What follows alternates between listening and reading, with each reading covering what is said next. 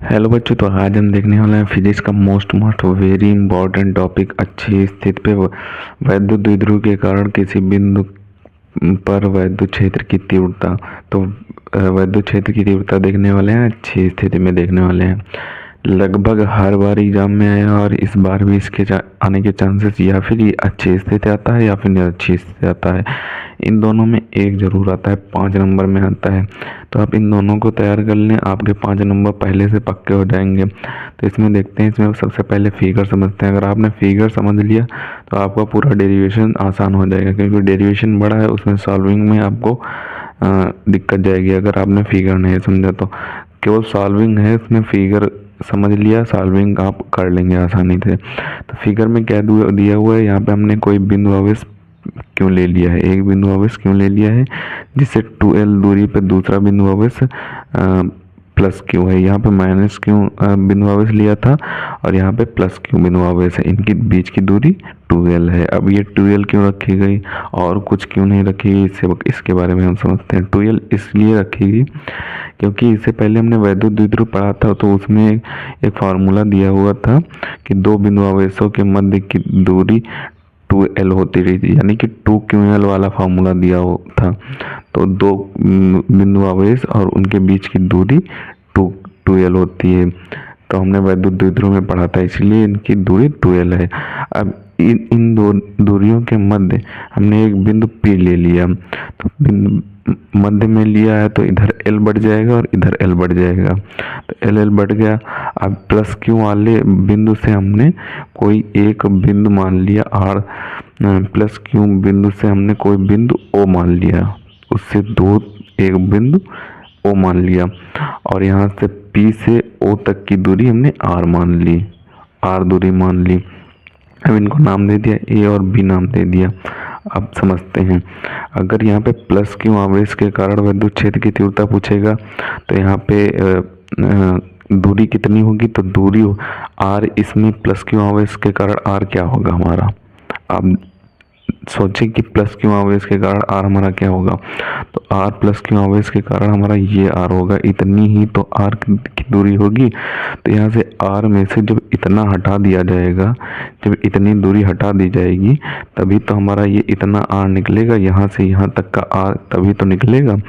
तो यहाँ से हमने R को हटाने के लिए R माइनस L हो जाएगा, और माइनस क्यू आवेश के कारण विद्युत क्षेत्र की तीव्रता निकालनी है तो R दूरी कितनी होगी, तो उसमें L जोड़ दिया जाएगा, तब हमारी R दूरी निकल आएगी। तो हम डेरिवेशन की तरफ चलते हैं, डेरिवेशन देखते हैं। तो डेरिवेशन में दिया हुआ है प्लस क्यू आवेश के कारण विद्युत क्षेत्र की तीव्रता। तो विद्युत क्षेत्र की तीव्रता का फार्मूला क्या होता है, E बराबर 1/4πε0 Q/r² होता है।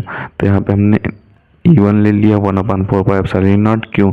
अब R² प्लस क्यू आवेश के कारण कह रहा था, तो प्लस क्यू आवेश के कारण R माइनस L हो जाएगा। R ये इतनी होगी प्लस क्यू आवेश के कारण, तो यहाँ पे R माइनस L हो जाएगा। तो वैसे R माइनस L का होल स्क्वायर, क्योंकि R² होता है इसलिए होल स्क्वायर है।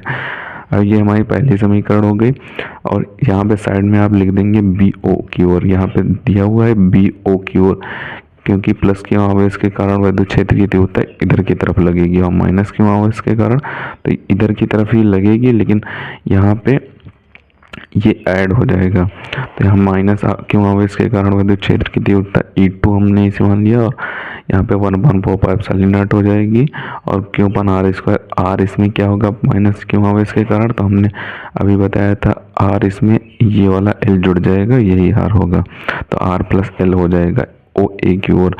तो यहाँ पे O से A की ओर जाएगा, तो यहाँ पे ये सेकंड समीकरण हो गया।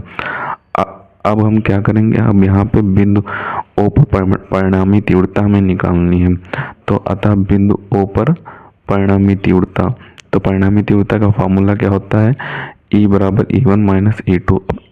E1 माइनस E2 ही क्यों है, क्योंकि यहाँ पे दिशाएं विपरीत हैं, विद्युत क्षेत्र की तीव्रता की दिशाएं विपरीत हैं, इसीलिए यहाँ पे E1 माइनस E2 हो जाएगा। अब E1 और E2 की वैल्यू रख देंगे और सॉल्व करते चलेंगे। तो हमने E1 और E2 की वैल्यू रख दी, जहाँ पे E1 की वैल्यू है 1/4πε0 और Q/r माइनस L का स्क्वायर, और माइनस लगा दिया ये वाला, और यहाँ पे E2 की वैल्यू है 1/4πε0 Q upon R plus L का स्क्वायर। अब इसे सॉल्व करते हैं।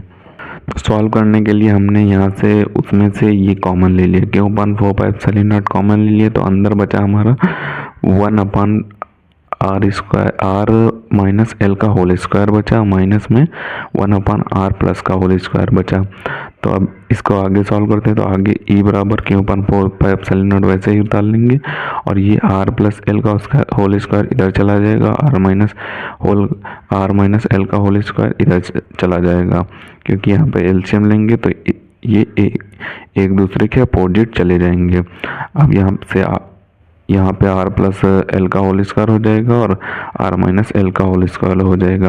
अब इसे आगे देखते हैं, तो यहाँ पे आर प्लस एल का होल स्क्वायर निकाल लेंगे, यानी कि ए प्लस बी का होल स्क्वायर के हिसाब से इसे तोड़ देंगे। तो यहाँ पे हो जाएगा R square L square plus 2RL, और माइनस लगा के यहाँ पे आर माइनस एल का होल स्क्वायर निकालेंगे, तो R square minus L square plus 2RL हो जाएगा। तो इन दोनों को जब मिलाएंगे तो हो जाएगा R square minus L square का होल स्क्वायर। ये एक फार्मूला होता है, आपने मैथ में, हाई स्कूल की मैथ में पढ़ा होगा, तो ये एक फार्मूला होता है। अब यहाँ पे इसे काट पीट लेते हैं कि क्या कट रहा है क्या नहीं कट रहा है, उसे देखते हैं। तो यहाँ पे ये ये आर कट जाएगा क्योंकि यहाँ पे माइनस का है, ये प्लस का है, ये एल कट जाएगा क्योंकि यहाँ पे माइनस का है प्लस का है, और ये प्लस प्लस के जुड़ जाएंगे तो यहाँ पे 4RL हो जाएगा। तो यहाँ पे 4RL हो गया, और ये यहाँ पे वैसे ही उतार लिया जाएगा, और ये भी वैसे ही उतरता चले आएगा। अब यहाँ पे हो जाएगा ई बराबर क्यू अपान 4πε0। अब इसे तोड़ देंगे, 2R में तोड़ देंगे और 2L में तोड़ देंगे, तब भी ये 2 दूनी 4RL ही बचेगा जब इसे रिप्लेस करेंगे, और इसे वैसे ही उतार लिया जाएगा, इसे बाद में समझेंगे। तो यहाँ पे ये जो 2L है ये उठकर बाहर चले जाएगा, इसे बाहर निकाल लेते हैं, यानी कि ब्रैकेट तोड़ते हैं तो ये 2QL बना लेगा। अब ये 2QL क्यों बना रहे हैं, क्योंकि एक P का फार्मूला होता है, 2QL P का फार्मूला होता है। वैद्युत द्विध्रुव में हमने पढ़ा है, वैद्युत द्विध्रुव आघूर्ण में हमने पढ़ा है, P का फार्मूला 2QL होता है। 2QL 4πε0 हो जाएगा, और यहाँ पे 2R R square minus L square का होल स्क्वायर हो जाएगा। ये वैसे ही उतार लिया गया है। अब यहाँ पे 2QL का जो फार्मूला होता है P, तो हमने 2QL की जगह पे P रख लिया है। ये लाइन दोनों सेम हो गई, तो आप इसमें से एक को कट कर देना। तो यहाँ पे 2QL का फार्मूला P होता है, और यहाँ पे 2R वैसे ही उतार लिया जाएगा, और 2R square minus L square का होल स्क्वायर। तो अब यहाँ पे दिया हुआ है कि ये आप साइड में लिख सकते हैं, चूँकि 2QL बराबर P, क्योंकि यहाँ पे P का फार्मूला लिखा गया है, और यहाँ पे दिया गया है चूँकि L बहुत छोटा है R से, तो एल स्क्वायर बहुत छोटा होगा आर स्क्वायर से, क्योंकि हमने चित्र में दर्शाया है कि आर बहुत मतलब एल बहुत छोटा है आर से। एल इतना दिया हुआ है तो आर इतना दिया हुआ है, यहाँ से इतना दिया हुआ है, तो यहाँ पे उसी प्रकार से लिखेंगे तो एल स्क्वायर का मान 0 हो जाएगा। तो हम एल स्क्वायर का मान 0 रख लेते हैं। तो 0 रखने पे r की घात 4 हो जाएगी, यहाँ पे r की घात 4 हो जाएगी, तो 4 होने पर एक r यहाँ से कट जाएगा, यहाँ पे एक r कट गया, तो हमारा यहाँ पे फार्मूला वैसे ये वाला पार्ट वैसे ही उतरता चला आएगा ऊपर यहाँ से नीचे तक। अब यहाँ पे 0 रख दिया तो यहाँ पे आर स्क्वायर का होल स्क्वायर हो जाएगा, जैसा कि यहाँ पे लिखा गया है। तो 2r अपान r की घात 4 हो जाएगी, तो r की एक घात कटेगी तो ये वाला r चला जाएगा। तो मेन फार्मूला हमारा आ जाएगा, यहाँ पे मेन फार्मूला आ जाएगा E बराबर 1/4πε0, और ये 2 इधर P उठकर इधर चला जाएगा, तो 2P/r³ हो जाएगा, क्योंकि हमने एक r यहाँ से काट दिया है, और यहाँ पे r की घात 3 बच जाएगी और 2 बच जाएगा।